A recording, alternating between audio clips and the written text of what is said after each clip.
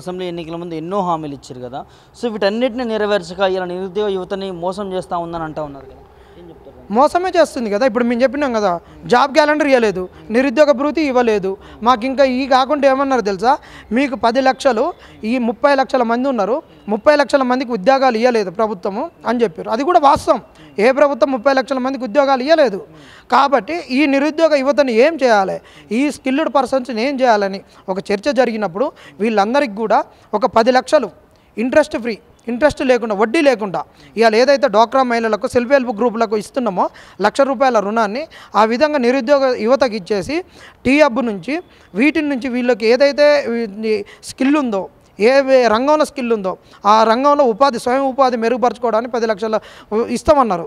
ఇవాళ ₹3,000 నిరుద్యోగ భృతి ఇవ్వలేని ప్రభుత్వం 10 లక్షల గురించి ఇస్తుందా? దాని గురించి అక్కడన్నా మాట్లాడుతుందా? ఉద్యోగాల చుట్టూ మాట్లాడుతున్నారు. మీరు ప్రతిపక్షాలు ఒకళ్ళకొకళ్ళు ప్రతి విమర్శలు చేసుకోవడమే తప్పితే ఈ నిరుద్యోగ సమస్య ఏంది, ఈ స్కిల్డ్ ఎంప్లాయీస్ యూత్ ఎటుపోతున్నారు, ఈ యూత్ ఎంత నిర్వీర్యం అయిపోతుంది, ఈ యూత్ ఉద్యోగాల ఊబిలో, మన గవర్నమెంట్ ఉద్యోగాల ఊబిలో ఈ అశోక్ నగర్లో యూనివర్సిటీ లైబ్రరీలనైనా ఎట్లా మగ్గిపోతున్నారు, ఎంత వేస్ట్ అయిపోతుంది మానవ వనరులు అనే దానివైపు ఆలోచన చేస్తారా? ఇంకొకటి అన్న, ఇంతవరకు 6 నెలలు కావస్తుంది, ఇంతవరకు 119 మంది ఎమ్మెల్యేలలో నీకు గెలిచిన వాళ్ళు 64 మంది. 64 మందిలో ఒక్కళ్ళన్నా కానీ విద్యాశాఖకు అర్హత ఉన్నోళ్ళు లేరా? విద్యాశాఖ మంత్రి ఉన్నారో చెప్పండి. విద్యాశాఖ మంత్రి లేనప్పుడు నువ్వు విద్యాశాఖ మీద ఏ విధంగా రివ్యూ చేయగలుగుతావు? విద్యాశాఖని ఎవరికి అప్పగించినావు? మరి ఇది మోసం కాదా? నువ్వు ఇంతవరకు వీసీలను నువ్వు నియమించుకోలేకపోతివి, నిన్న ఆయన వేసినట్టు నువ్వు IAS ఆఫీసర్లను వేస్తవి. నువ్వు 2 నెలల్లో మరి వాళ్ళందరూ కూడా బీఆర్ఎస్ కండువాలు కప్పుకున్న వాళ్ళు, బీఆర్ఎస్ వాళ్ళకు వీసీలకు అందరికీ పింక్ డయర్లు పంపాలి, పింక్ కండువాలు పంపాలి, పింక్ శారీలు పంపాలి, అన్ని పింక్ పంపాలి, పోలీసు వాళ్ళకు పింక్ పంపాలంటివి, వీసీలకు పింక్ పంపాలంటివి. మరి ఆ పింక్ బ్యాచ్ని ఇన్ని రోజులు ఎందుకు ఉంచుకున్నావు? నీకు ఉపాధి అవకాశాలపైన కానీ విద్యాపైన కానీ నీకు కనుక చిత్తశుద్ధి ఉన్నట్టయితే నువ్వు ఖచ్చితంగా వీసీలను 2 నెలల్లో చేయలేకపోదువా? వీళ్ళందరూ వాళ్ళు ఒక చితికినటువంటి కుటుంబాలు వచ్చేటటువంటి వాళ్ళు. ఒకవైపు విద్య ప్రైవేటీకరణ జరుగుతుంటే యూనివర్సిటీలను బీఆర్ఎస్ నాశనం చేసిందని చెప్పినప్పుడు నువ్వు అటువైపు ఎందుకు దృష్టి మళ్లించలేదు? అటువైపు ఇంకా నువ్వు ఎక్కువ పోతున్నావు కదా.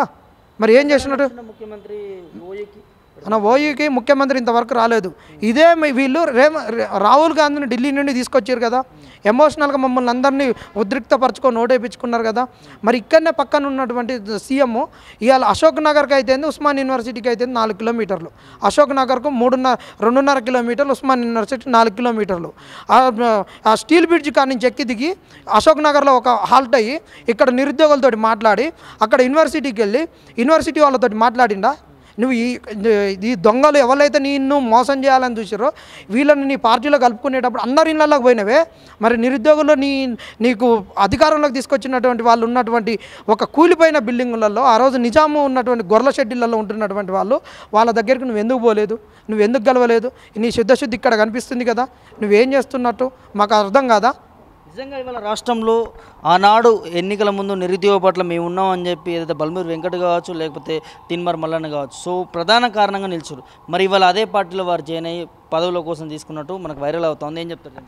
ఖచ్చితంగా ఆ రోజు తిన్మర్ మల్ల ఏమన్నాడు, 46 జీవో వాళ్ళు పోతే మీరు ఇక్కడ ఉండొద్దు, హైదరాబాద్లో ఉండొద్దు, మీ బతుకులు మారాలంటే మీరు అక్కడిక్కడ వెళ్ళి ఆన్ని అడుక్కోవాల్సిన అవసరం లేదు, మీరు ఊళ్ళలోకి వెళ్ళి మీ ఓట్లు అడుక్కోరి, మీ అమ్మలక్కలను ఓట్లు అడుగురి, ఆ ఓట్లు కాంగ్రెస్కి వేపియండి, అప్పుడు మీ కష్టాలు తీరుతాయి, ఇక్కడ అధికారులతో అడుక్కుంటే మీకు ఏముండవని చెప్పిండు, మీకు కన్నీళ్ళే తప్పని చెప్పారు.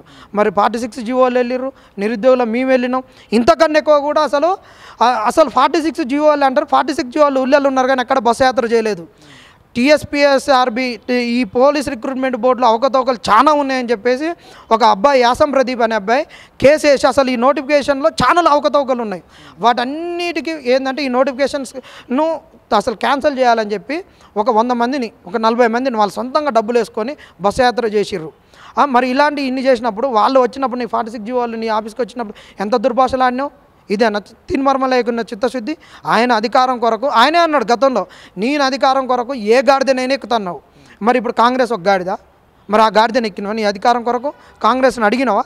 నిరుద్యోగుల పక్షాన నీ గ్రూప్ 1 నోటిఫికేషన్ ఏంది, గ్రూప్ 3లో పోస్టుల పెంపకం ఏంది, గ్రూప్ 1లో ఎన్ని పోస్టులు పెంచినవు, 46 జీవో ఏంది, 317 జీవో ఏంది, నిరుద్యోగ భృతి ఏంది, ఆ 10 లక్షలు ఇళ్లకు వ్యాపారాలు చేసుకున్నందుకు ఇస్తున్నావు. ఇంతవరకు ఎడ్యుకేషన్ మినిస్టర్ లేడు. ఇంతవరకు ఎడ్యుకేషన్ పైన జరిగిన రివ్యూస్ ఏంది, డిఎస్సిలో జరిగిన మోసం ఏంది, టెట్ ఫీజులు పెంచింది ఏంది, వీటన్ని గురించి ఏమన్నా ప్రశ్నించిండా? తీన్మార్ మల్లయ్య అనేటటువంటి ఆయన అవసరం కొద్దని చేసుకునే బోకరు. ఇక బల్మూరి వెంకట అంటారు. ఈ బల్మూరి వెంకట ఏం చేసిండా, ఆయనకు ఒక 2-3 కేసులు వేసిండు. ఆయన వేసిన కేసులో గ్రూప్ 1 కేసు ఒకటి సక్సెస్ అయింది. తర్వాత సిడిపిఓ కేసు అయింది. ఈయన పిటిషనర్ 1గా ఉన్నాడు. మరి ఆ కేసు గురించి ఎందుకు పోవట్లేదు? ఈరోజు సిబిఐ కేసు, ఆ రోజు గ్రూప్ 1 పేపర్ లీక్ మీద అన్నావు. మరి ఈరోజు సిబిఐ కేసు ఎటుపోయింది? సిబిఐ కేసు రాకముందే నువ్వు ఎగ్జామ్లు ఎందుకు పెట్టనిస్తున్నావు? టీఎస్పీఎస్సీ ప్రక్షాళన జరిగిందా? నీ టీఎస్పీఎస్సీ స్ట్రెంత్ ఎంత, శాంక్షన్ స్ట్రెంత్ ఎంత, కేరళ శాంక్షన్ స్ట్రెంత్ ఎంత? నీకు ఒక 4 ఉన్నత అధికారులను మారిస్తే, బోర్డు మెంబర్లను మారిస్తే టీఎస్పీఎస్సీ ప్రక్షాళన జరిగినట్ట. వీటిని ఎందుకు ప్రశ్నించడం లేదు? ఇలా నీ కాంగ్రెస్ అధికారంలోకి వచ్చింది, నీకు ఎమ్మెల్సీ పదవి వచ్చింది, ఇక నీకు చాలా అంతకుమించి ఏం అవసరం లేదు. నిరుద్యోగుల సమస్యలు ఏదో అవసరం లేదు. వస్తావు ఏదన్నా సోషల్ మీడియాలో కానీ మీడియా ముంగట వస్తావు, మేము ప్రయత్నిస్తున్నాం, ప్రభుత్వాన్ని అడుగుతున్నాం, నిరుద్యోగుల పక్షాన ఉంది, ప్రభుత్వం మాట్లాడుతుంది. కనీసం బీఆర్ఎస్ ప్రభుత్వం మాట్లాడనీయలేదు, అడుగుతందుకు అసలు అసెంబ్లీని కూడా తాకనీయలేదు, పార్టీ మెట్లెక్కనీయలేదు అంటావు. అన్న నిన్ను అడగనిస్తే, నీ ఆఫీస్కి రానిస్తే కష్టాలు పోతాయా చెప్పు? నీ ప్రగతి భవన్కు పేరు మార్చుకున్నావు, అక్కడ ముఖ్యమంత్రి ఉంటుండా? నీ ప్రగతి భవన్ దగ్గరకు వస్తే నిరుద్యోగులను డిఎస్సి వాళ్ళని కలవనిచ్చినవా? ఇదే గురుకులాల్లో రిలిక్విష్మెంట్ గురించి వస్తే కలవనిచ్చినవా? బారికేడ్లు పెట్టినావు. మరి ఏముంది మార్పు? పేరు మారిస్తే మార్పు అవుతుందా? నీవు ఆడికి రానిస్తే మార్పు అవుతుందా? నువ్వు సమస్య పరిష్కారం చూపెట్టలే. ఇదే తీన్మార్ మల్లయ్య ప్రశ్నించే గొంతును అంటున్నావు. ప్రశ్నిస్తే సమస్య పరిష్కారం కాదు. ఇట్టనే ఇప్పుడు మీరు పేర్లు మారిస్తే ఈ ఉట్టనే మేము రాణిస్తున్నాం, కలవనిస్తున్నాం, తెలంగాణలో బీఆర్ఎస్ ప్రభుత్వం ఇది కూడా లేదు, ఏది లేదు, ఒక నిర్బంధం అంటే ఇవాళ సమస్య పరిష్కారం కాదు. వీళ్ళు అన్నీ చెప్పేదాన్ని ఒక తెలంగాణ సమాజాన్ని ఒక ఎమోషనల్ చేయడం తప్పితే ఏమీ లేదు. కాబట్టి వీళ్ళిద్దరు కూడా నిరుద్యోగులకు పెద్ద శాపము.